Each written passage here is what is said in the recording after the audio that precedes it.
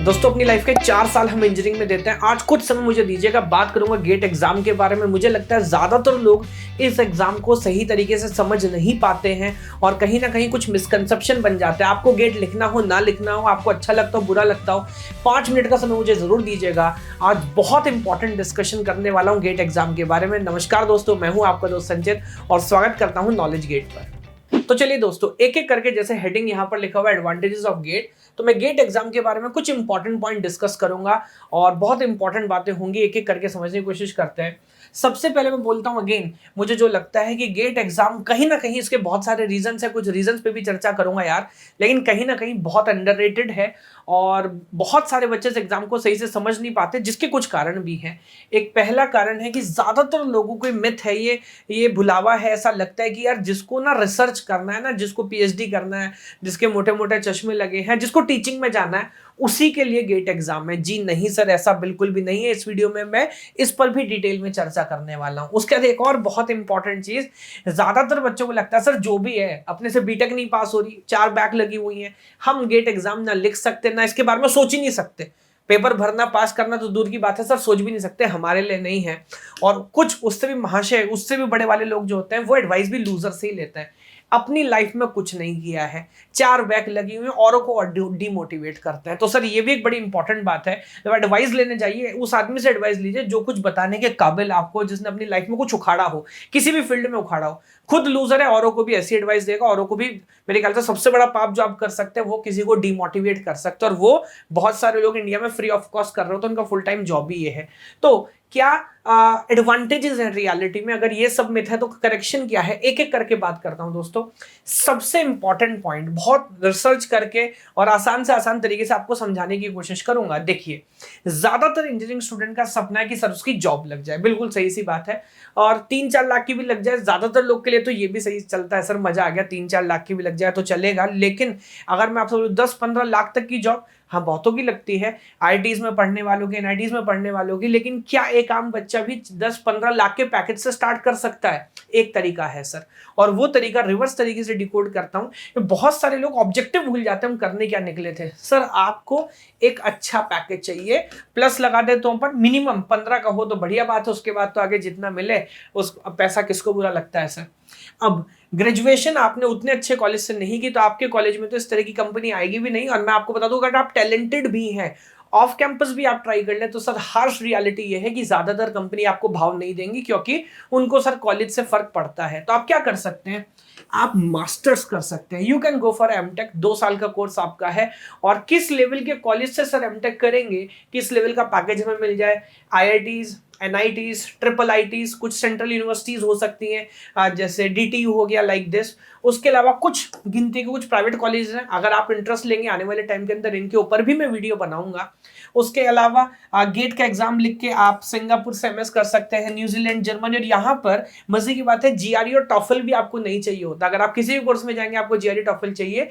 यहाँ पर अगर आप मास्टर्स करने जाते हैं गेट के थ्रू, तो आपको वो एग्जाम पास करने की भी जरूरत नहीं है। अब जो सबसे बड़ा मिथ बाजार में फैलाया हुआ है वो क्या, भाई AIR रैंक 1 लानी है, अंडर 100 रैंक लानी है, अंडर 200 रैंक लानी है। लाओ, बहुत अच्छी बात है, आईआईटी में जाओ, बहुत अच्छी बात है, बट जरूरत नहीं। मैं बस ये समझाना चाहता हूं, इस बात को समझिए। जो ऑब्जेक्टिव आपका है ना सर, वो ऑब्जेक्टिव पूरा होगा इन कॉलेजेस में जाने से। अगर आप ट्रिपल आईटीज में चले जाते हैं, आप सेंट्रल यूनिवर्सिटीज में चले जाते हैं, तो भी आपको उस लेवल के पैकेज मिलते हैं सर। और उसके लिए आपको अंडर 100, अंडर 200, अंडर 50 रैंक लाने की जरूरत नहीं है।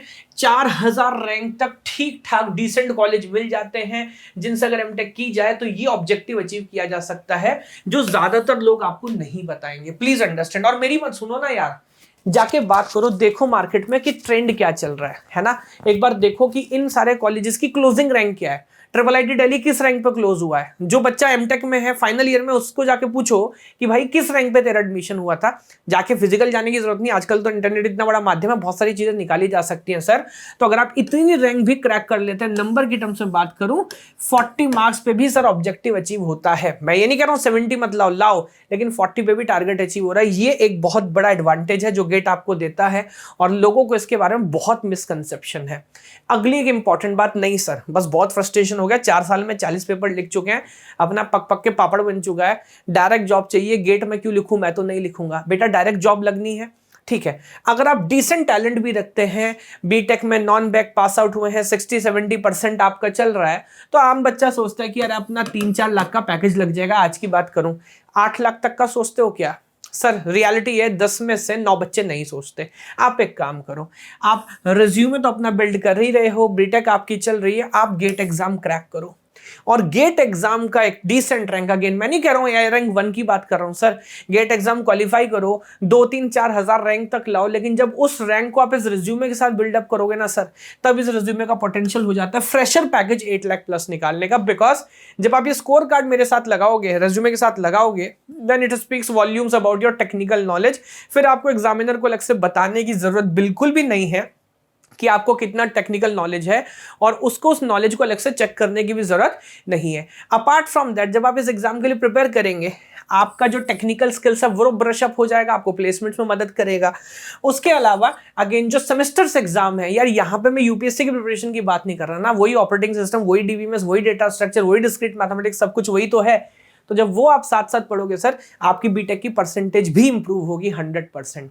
अगली इंपॉर्टेंट बात अगर मैं आपसे करूं तो बात करूंगा पीएसयूज की। बहुत लोगों का सपना है, हालांकि पर्सनली मुझे इतना पसंद नहीं है, बहुत लोगों का सपना है 10 से 14 लाख तक की अगर फ्रेशर जॉब्स मिल जाएं, समाज में स्टेटस हो, पैसा हो, अगर शादी नहीं हुए तो रिश्ते आने शुरू हो जाएंगे, आस पड़ोसी सब खुश हो जाएंगे, मजा आ जाएगा सर।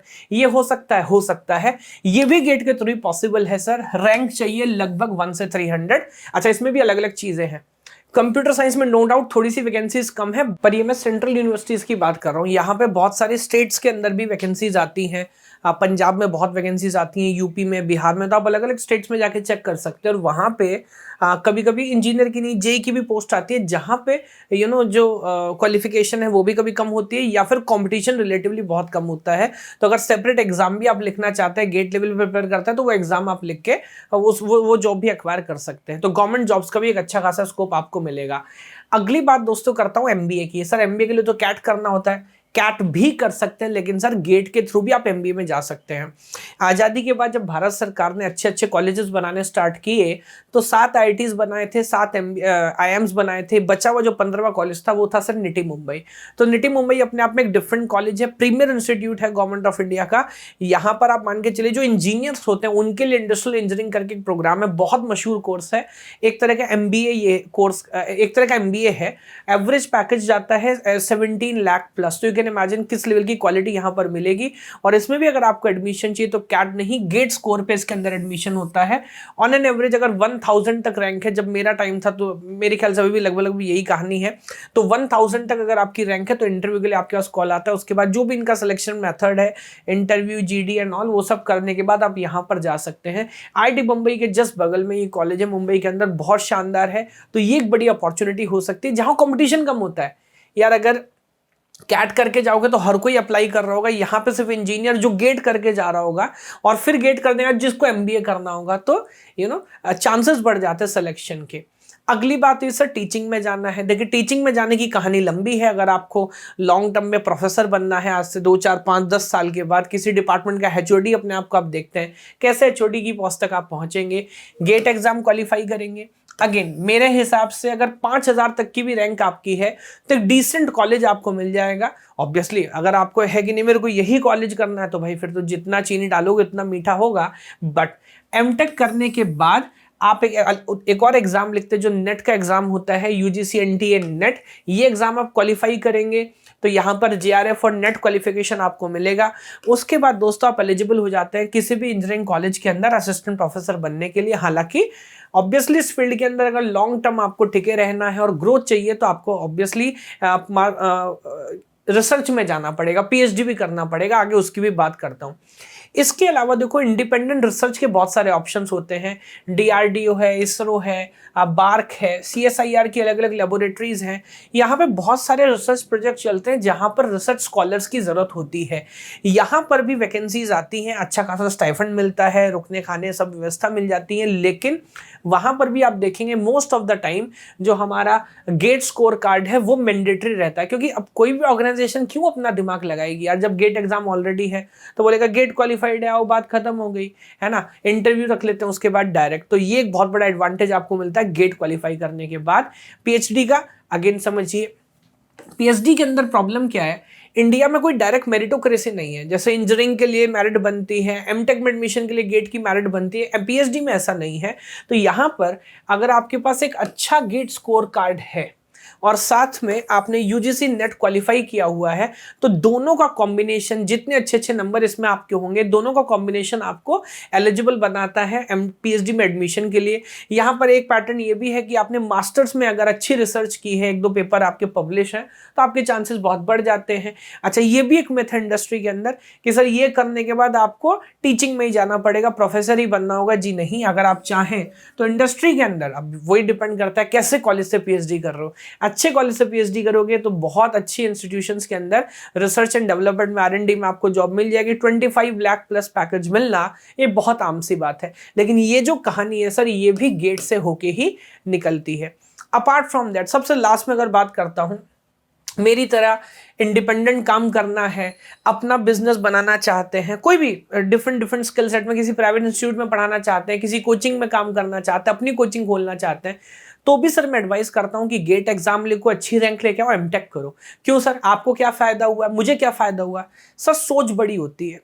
कभी कभी होता ही है ना कि जब आप मास्टर्स करते हैं ना, एक अच्छे कॉलेज से मास्टर्स करते हैं, वहाँ पर आपको ऐसे टीचर पढ़ाने आते हैं जिनकी वीडियोस आप नेपटल पे देखते थे। वहाँ पर ऐसे टीचर्स पढ़ाने आते हैं जिन्हें पद्म भूषण पद्मश्री मिल चुका होता है। वहाँ पर जो बच्चे होते हैं वो भी कॉम्पिटेंट होते हैं, आपके लेवल के होते हैं, है ना। तो ये हमारा कहावत है गांव में कि गोबर भी खाना है तो हाथी का खाओ। तो वहां पर होता है क्या है कि सोच आपकी बड़ी हो जाएगी। उसके बाद आपके कॉन्टेक्ट्स बनते हैं सीएसआईटी फील्ड के अंदर। जो लोग वहां से पास आउट होंगे, कल को बड़ी बड़ी कंपनीज में अच्छी पोस्ट पे होंगे, रेफरल्स यहाँ पर लगते हैं, बहुत सारे एडवांटेज आपको मिलते हैं। तो ये मैंने देखिए आज की वीडियो में कोशिश की, अगर जल्दी से एक बार दोबारा आपको रिवाइज करूं क्या क्या एडवांटेज है। गेट से जो लोग डरते हैं उनके लिए वीडियो थी, आपको समझाना है कि नहीं सर, 100 में से 90 नंबर नहीं लाने हैं, 40 नंबर लाके, 42 नंबर लाके भी, 42 नंबर लाके भी आपका काम हो सकता है। अगर सही तरीके से प्रिपरेशन स्टार्ट की जाए, टाइम रहते गेम खेलना शुरू किया जाए, तो बहुत अच्छा आप काम कर पाएंगे। और लोग भूल जाते हैं क्या कर रहे होते हैं। तो भाई ऑब्जेक्टिव फंक्शन अगर ये है, तो इस पूरी कहानी को अगर उल्टा पढ़ोगे तो आपको समझ आएगा कैसे अचीव हो सकता है। थोड़ी सी इन्वेस्टिगेशन खुद भी किया करो। अब अगर इस वीडियो को आपने यहां तक देख लिया तो अब लाइक किए बिना मत जाना, वीडियो को लाइक करो, शेयर करो उन लोगों के साथ जो कंफ्यूज्ड अपने करियर के अंदर, उनको नहीं समझ आ रहा है, इंजीनियरिंग कॉलेज में ले चुके एडमिशन, लगता है गेट तो अचीव ही नहीं हो सकता, या मेरे 60 नंबर कैसे आएंगे। तो 60 लाने नहीं ना भाई। तो इसको जरा पूरी तरह से देखिए, इन्वेस्टिगेट करिए और चैनल को सब्सक्राइब करिए। अगर आपको और कोई कंटेंट चाहिए तो मुझे बताइए इस प्लेलिस्ट के अंदर। आपका साथ ही मेरे लिए मोटिवेटिंग फैक्टर है, बहुत लंबी जर्नी है, प्रेम है। तो मुझे बताइएगा कि किस तरह का कंटेंट आप लाना आप मुझसे चाहते हैं, मैं उस पर काम करूंगा, होमवर्क करूंगा और आने वाले टाइम के अंदर एक से एक अच्छा कंटेंट मैं आपके लिए लेके आऊंगा। Thank you so much. दोस्तों, अगर आप मुझसे सारा सिलेबस डेली 3 आवर्स लाइव पढ़ना चाहते हैं तो गेट कैटेगरी के अंदर सब्सक्राइब करिए अनअकैडमी प्लेटफॉर्म पर।